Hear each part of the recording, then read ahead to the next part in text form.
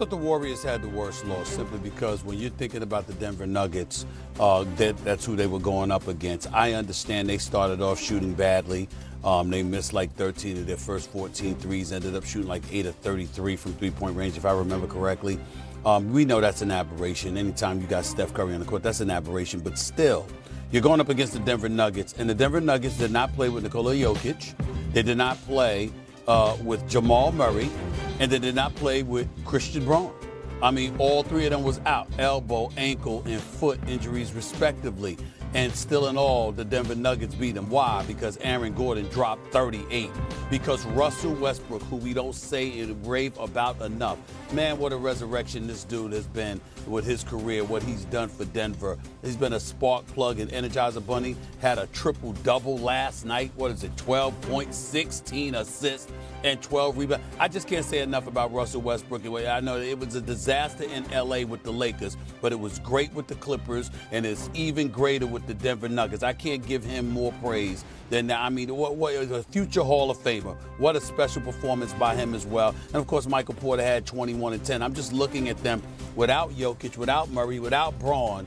You still beat the Warriors. And I think that, again, I think it's an aberration. But in the moment, you can't take away from what Denver did last night, considering they won 12 straight with Butler in the lineup. They won a 7-game winning streak, and all of that got neutralized. And you didn't even have your two biggest horses on the court with you when you did it. Can't say enough about that loss to Denver last night. Major props to Denver, but it was a bad thing for the Warriors.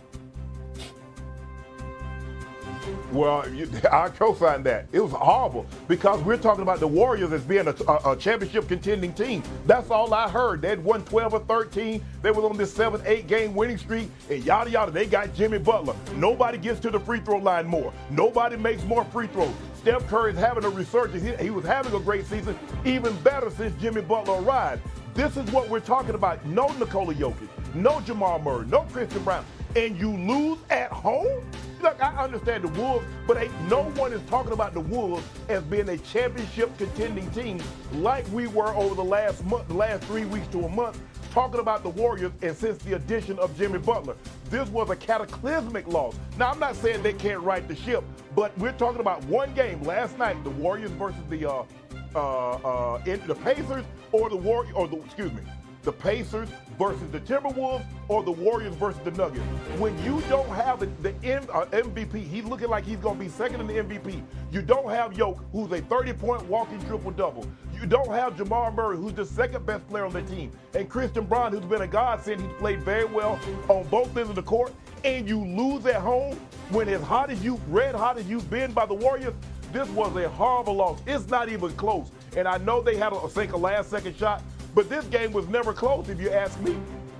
Honestly, I want to sit here and give my answer, but I'm still distracted by your cold open and you thinking that you can get buckets on me. I'm not going to lie. Steve Neighbors, you and Molly, we saw Stephen A. take down the TNT crew. That man practiced and he shot his shot, so I have to give Stephen A. a little bit of respect. Oh, he wasn't talking about on the court. He was talking about on the show. Oh, no. I got both of them in my sleep. But, honestly, I agree. Nah. Look, take Shay and I on the show all day, every day. Look, I'm not going to argue with you, Molly. They need to behave because yesterday they were trying to high five and do the whole bro thing versus me. That's not going to happen today, okay? But the main reason why this was a horrible loss for the Golden State Warriors, if you go to our ESPN app, there's a nice little fine line that separates 6 from 7. That's the difference of the playoffs and the play-in. And I say you want to avoid that line like it's a crime, especially when you have Steph Curry, who just turned 37 years old. And I feel like Steve Kerr, his comments after the game spoke volumes and said, man, Steph is tired. And I don't think it's just a physical tired. This is a guy that typically, we just celebrated him scoring or having 4,000 threes in NBA history. This is a guy that is known for getting those threes by movement, by how he runs, his fitness, his cardio. But also, it's been a long season for them. There's been so much pressure. I feel like this is the most pressure Steph has had as a Golden State Warrior to perform, this year since maybe his championship run, I would even say prior to 2022. So when I look at this Golden State Warriors team, they had the opportunity to create some distance. That was a gimme game. There's about over 10 games left for most teams in the NBA season, and you're fighting for your playoff positioning, and they lose, and you consider the fact that this right now is the playoffs for most teams. So I think it highlighted some weaknesses and a lack of urgency, and also a need to protect Steph Curry so that he does not have to be in the play-in. I'm surprised at you. I'm surprised at you, Janae, because here's the reason why. Well, first of all, you're right. You would smoke both of us in all likelihood, and I give it to you. But here's the problem. Well, come on, Mr. Hip Action. Stop. See that jumper We got to give it to her where it's due. But here's the deal. I'm surprised at you, Janae, in all seriousness, because you understand what transpired. I mean, you're going to see the Warriors miss 13 of their first 14 threes. That's an aberration. You're going to see them shoot 8 for 33 from three-point range for a game. That's an aberration. We all know that that's not something you can expect from them normally. You've been cruising. You've been winning. And even though they didn't have their horses and it's a bad loss, please don't get me wrong. It's just one game in the regular season. I'm not going to overreact to that. And I'll tell you this much as well.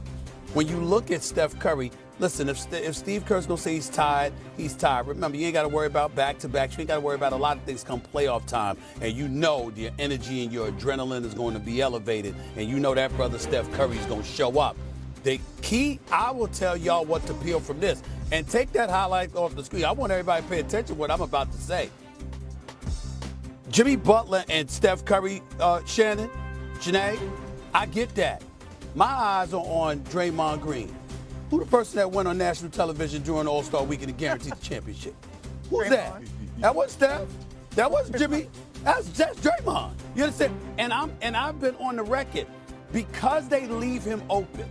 And remember, for years, his three-point shot had dissipated dramatically. It was like, damn, what's going on? You got to hit something. That brother's been hitting some threes now. Now, let me tell you something. The other night, he hit 4. I'm looking at him, and I'm saying, wait a minute.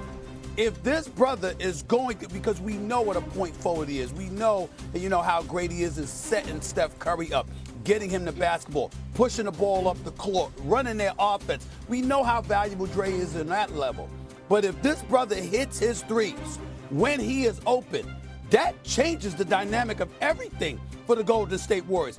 That's why the guarantee matters. Because when he's making shots, guys, you have to, that's a profound positive impact for the Golden State Warriors. If Draymond is making open shots, I understand that, Shay, but what I'm saying is I'm not talking about all of a sudden you change your strategy because, of course, he's not a shooter. But what I'm saying is if you don't guard him and you leave him open and he hits those shots, it changes everything. Because then they can upset somebody in the Western Conference. So that man that opened his mouth and guaranteed the championship, it's literally on him. Because I know what Jimmy Butler's going to do. We know what playoff Jimmy is all about. We know what Steph Curry